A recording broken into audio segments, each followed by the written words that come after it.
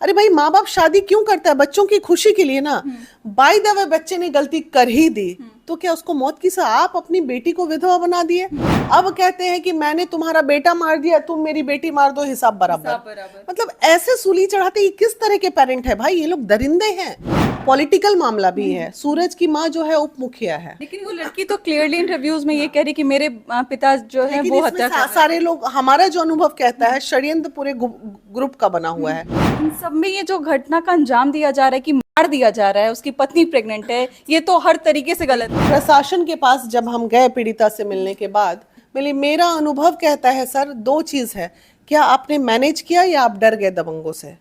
तब फिर एकदम से वो सकफका गए। अवैध हथियार, दारू, ये सब का बिजनेस करने वाला व्यक्ति, ऊपर से मर्डरर, जाने कितने केस चल रहे हैं उसके ऊपर, और आप कहते हैं वो आदमी फरार है। इसका दूसरा रूप है कि एक लड़की के कारण कितना तबाही मच गया। हम इसको भी समाज में इग्नोर नहीं कर सकते हैं। नमस्कार, मैं हूं अंजलि और आप देख रहे हैं द इंडियन स्टोरीज। छपरा के रसूलपुर से एक घटना सामने आ रही है जहां पर एक पिता ने अपनी बेटी का सुहाग गुजार दिया। आपको ये जान के काफी हैरानी होगी कि वो लड़की 7 महीने की प्रेग्नेंट है।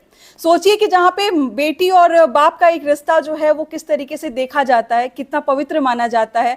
एक पिता अपनी बेटी के लिए जान तक दे देता है, लेकिन सोचिए जब वही पिता अपनी बेटी की खुशियों को उजाड़ दे, उसके पति को मार दे, और जिसकी मात्र एक गलती थी कि उसने लव मैरिज किया था, अपने पसंद से शादी की थी। उसे मिलने के लिए महिला विकास मंच के प्रेसिडेंट वीरा मानवी अभी जस्ट आज गई थी, और क्या बातचीत हुई, बातचीत करते हैं। पहले तो सबसे पहले बहुत बहुत स्वागत है हमारे चैनल पे आपका। धन्यवाद अंजलि। आप रसूलपुर गई थी, लड़की से मिली, क्या बातचीत हुई? देखिए, जब मैं दिल्ली में थी तो लगातार इनके परिवार का फोन आ रहा था। कल मैं दिल्ली से आई हूँ और कल लड़की ने फोन किया। उनकी मतलब लड़के की माँ ने, जो सूरज है जिसकी हत्या हुई है, उसकी माँ ने बोली कि आज 5 दिन हो गया मेरी बहू कुछ खाई नहीं है। 7 दिन हो गए थे, एकदम नहीं, पेट में बच्चा है, मर जाएगा, बहुत रो रही थी वो। तो फिर मैं सोची कैसे मोरली इसको तोड़ूं। फिर वो खूब गिड़गिड़ाने, मैडम आप आ जाओ, न्याय मिल जाएगा। मतलब हम इतने कंफ्यूज होते हैं कि हम जाके क्या ही उसको न्याय दिला पाएंगे, लेकिन बस मोरली सपोर्ट के लिए। फिर मैंने उसको फोन पे बोला, तुम पहले खाना खाओ, खाना खा के जब मुझे वीडियो भेजोगी तब फिर मैं आऊंगी, नहीं तो नहीं आऊंगी। वो इतनी जल्दी जल्दी रोटी खाई और वो बेबस, मतलब आप उस फील को, और रोते रोते, मैडम हम खाना खा लिए हैं, अब आ जाइए ना। भरोसा था कि आप पहुंच जाएंगी तो कुछ अच्छा हो जाए। आप सोचो, मेरे पास जब उस विश्वास का फोन आ रहा होगा कि मैंने खा लिया, आप आ जाओ, जो 7 दिन से खा नहीं रहा था, मेरे एक फोन पे खा लिया कि हम खा लेंगे तो मैडम आएंगे, नहीं तो नहीं आएंगे, तो फिर हम कहाँ ही अपने आप को रोक पाते। तो जाना तो था ही, जाते भी हैं, जहां मुमकिन जगह जाते हैं।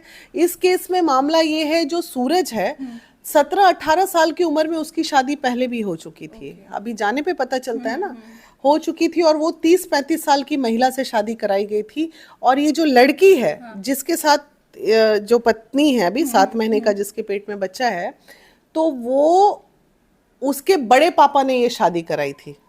बड़े पापा ने शादी सूरज की कराई थी एक 30-35 साल की औरत से। जबकि सूरज ने इस चीज को एक्सेप्ट नहीं किया। वो दिल्ली में पढ़ता था, वहीं रहता था, दिल्ली का लड़का है। किस तरह, किस परिस्थिति में ये सब रंजिश हुई नहीं पता। उसकी पहली पत्नी अभी कहाँ पे है? पहली पत्नी उसकी अपने ससुराल में है, मतलब मायके में है अपने, और उसने भी केस कास कुछ करके रखा था। इधर ये जो 1 साल पहले भागी थी इसके साथ, दोनों में प्रेम था। मे भी प्रेम प्रसंग के मामले को देखते हुए बड़े पापा ने पिंड छुड़ा दिया होगा किसी से भी फंसा के। पड़ोस की बात थी, 4 घर के अंदर का मामला था। दूसरी बात इसमें जो नजर आ रही है कि क्या पहली पत्नी के परिवार वाले ने मारा या इन्होंने मारा, किसने मारा, बहुत कंफ्यूजन था इस केस में।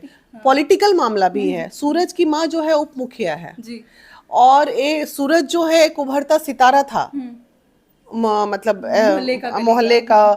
तो वो कहीं ना कहीं मुखिया की दावेदारी भी दिख रही है। अब मुखिया ग्रुप ने मारा, पहले पत्नी वालों ने मारा, या इसके परिवार। लेकिन वो लड़की तो क्लियरली इंटरव्यूज में ये कह रही कि मेरे पिता जो है वो हत्या कर रहे हैं। सारे लोग, हमारा जो अनुभव कहता है षड्यंत्र पूरे ग्रुप का बना हुआ है।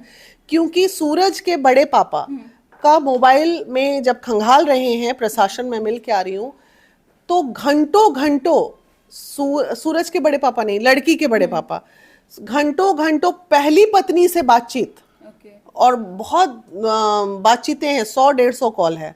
तो ये मामला ना बिल्कुल कुछ डिफरेंट, बहुत कंफ्यूजन, बहुत ज्यादा क्लियर नहीं है, लेकिन बस ये दिख रहा है। लेकिन हत्या इधर से ही हुई है, हत्या इधर से ही हुई है, लेकिन इसमें उसकी पहली पत्नी के परिवार वालों का भी हाथ है। इन सब में ये जो घटना का अंजाम दिया जा रहा है कि मार दिया जा रहा है, उसकी पत्नी प्रेग्नेंट है, ये तो हर तरीके से गलत है। ये मारना तो एक अलग है, 2 अक्टूबर का दिन और एक हत्या होना, जाहिल लोगों को ये भी नहीं पता है कि ये कहीं ना कहीं इसको नेशनल क्राइम में गिना जाएगा, क्योंकि 2 अक्टूबर में कोई भी हिंसा अगर होता है वो नेशन का हिंसा माना जाता है। तो वो भी इन लोगों को नहीं पता था। जान चली गई किसी की। प्रशासन के पास जब हम गए पीड़िता से मिलने के बाद, तो प्रशासन में प्रभात कुमार जो थाना प्रभारी हैं रसूलपुर के, साथ ही साथ वो केस के आईओ भी हैं, उनका पूरे लोगों के सामने जो फर्स्ट बॉडी था बहुत स्टिफ था, और अनुभव हमारा कहता था कि वो खुल के बड़ा विचलित टाइप से थे। फिर हमने बोले आप कौन? हम बोले हम आम जनता, हम आपसे सवाल पूछने आए हैं, बताइए केस का। तो ये लोग बहुत इरिटेट करते हैं हमको, ये करते हैं क्या? मैंने सर मेरा अनुभव क्या, मैंने क्लियर बात की है प्रभात जी से, मैंने मेरा अनुभव कहता है सर 2 चीज है, क्या आपने मैनेज किया या आप डर गए दबंगों से? तब फिर एकदम से वो सकफका गए, बोले नहीं मैनेज भी नहीं है, डर भी नहीं है, आप कैसे ये बात कह सकती? मेरी दोनों में एक बात तो है सर, बोलिए ना क्या बात है। तो फिर बोलते नहीं मैडम ऐसी कोई बात नहीं है, हम लोग काम बहुत अच्छा कर रहे हैं अपना। और 3 लोगों की अरेस्टिंग हुई। 3 किन की हुई? जो घर में औरतें और एक बूढ़ा, उनकी अरेस्टिंग। अरे जो 7 लोग थे उनकी अरेस्टिंग होनी थी। कहा जा रहा है कि फरार हैं वो सारे, फरार हैं, लेकिन जो मोबाइल लोकेशन है 24 घंटे का यार काम है प्रशासन के लिए लोकेशन ट्रेस करना। अभी 10 दिन में आईओ के पास मोबाइल नंबर नहीं है। वहीं उनकी माताजी ने कहा मैंने मुखिया के थ्रू मोबाइल नंबर भिजवाया, आईओ ने कहा मुझे नहीं मिला। मैंने मुझे नहीं मिला मतलब आप अभी नोट करो ना मोबाइल नंबर, आप लगाओ ना लोकेशन कहाँ लगा हुआ है। मतलब इतना सुस्त। तो हम क्या करें, ऊपर से आदेश हो गया एसपी साहब का। फिर मैंने एसपी साहब से बात किया, एसपी साहब ने बोला हाँ सुरक्षा के लिए आई है, क्योंकि फायरिंग हो रही है वहां भी, लड़की को मारने का प्रयास अभी भी फायरिंग हो रही है, मोहल्ले में हो रही है, घर के बाहर हो रही है। तो वो लोग दहशत में तो हैं। मैंने बोला सिक्योरिटी दिलवाइए भाई, कुछ नहीं तो 2 सिपाही रख दीजिए, लोगों को डरेंगे नहीं।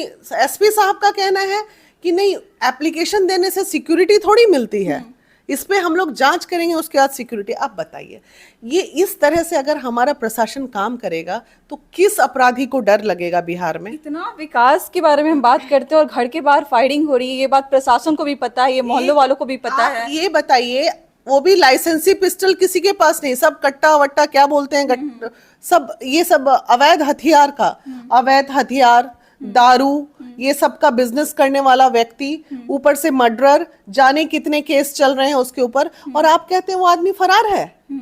और उसके बाद सुनिए, इतनी ताकत नहीं है कि वो उसको ट्रेस कर निकलने लगे तो कहते हैं मैडम निश्चिंत रहिए अब वो यहाँ कभी नहीं आएगा। बोले भैया सब समझ में आ रहा है, यहाँ कभी नहीं आएगा, आप ये भी जान रहे हैं। मैंने तो आने भी मत दीजिएगा, नहीं तो जनता इस बार मार देगी। फिर सारी बात एक तरफ उस लड़की का कॉन्फिडेंट के साथ इंटरव्यूज फेस करना, एक तरफ वो लगातार लोगों से अपील कर रही है कि उनको सजा मिलनी चाहिए। एक लड़की, अब इसका दोहरा मतलब दूसरा रूप हम देखते हैं। इसका दूसरा रूप है कि एक लड़की के कारण कितना तबाही मच गया, हम इसको भी समाज में इग्नोर नहीं कर सकते हैं। एक प्रेमिका के कारण जाने कितने प्रेमी सूली चढ़ गए बिहार में, इसको भी हम इग्नोर नहीं कर सकते। लोग आरती छोटू से भी कहीं ना कहीं कंपेयर कर रहे हैं। आए दिन आप देखिए, महिला जहां है वहीं बैठी हुई है और पुरुष बलि चढ़ रहे हैं। तो क्या ये दोष लड़कियों का नहीं है? हम कैसे एक तरफा बात कर सकते हैं समाज में होके? हम नहीं कर सकते एक तरफा बात, हमें दोनों पक्ष पे सोचने की जरूरत है। ये लड़की अगर उस वक्त प्यार करना कहीं से गलत नहीं है, लेकिन प्यार में वक्त तो देना पड़ता है ना। ये क्या है, घर से भाग गए, पेरेंट के अगेंस्ट हो गए, हम कभी इस चीज को अप्रिशिएट मैं नहीं करती पर्सनली। सॉल्यूशन क्या देखती हैं आप, किस तरीके से आगे ये केस मूव करेगा? या फिर क्योंकि सिंपैथी जो है वो लोगों का उस लड़की के साथ है, क्योंकि वो रोते नजर आ रही है, या फिर प्रेग्नेंट है, कहीं ना कहीं बहुत बड़ी जिम्मेदारी है, एक बच्चा है पेट के अंदर में। जब वो ससुराल में सेटल थी तो उनके माँ बाप को भी इतना बड़ा दुश्मन बनने की कोई जरूरत नहीं थी। ऐसे क्या ईगो, अरे भाई माँ बाप शादी क्यों करता है? बच्चों की खुशी के लिए ना। बाय द वे बच्चे ने गलती कर ही दी, तो क्या उसको मौत की सजा, आप अपनी बेटी को विधवा बना दिए। मतलब ऐसे सूली चढ़ाते, ये किस तरह के पेरेंट है भाई, ये लोग दरिंदे हैं, ऐसे पेरेंट्स नहीं होते। ये ऑनर किलिंग का मामला है।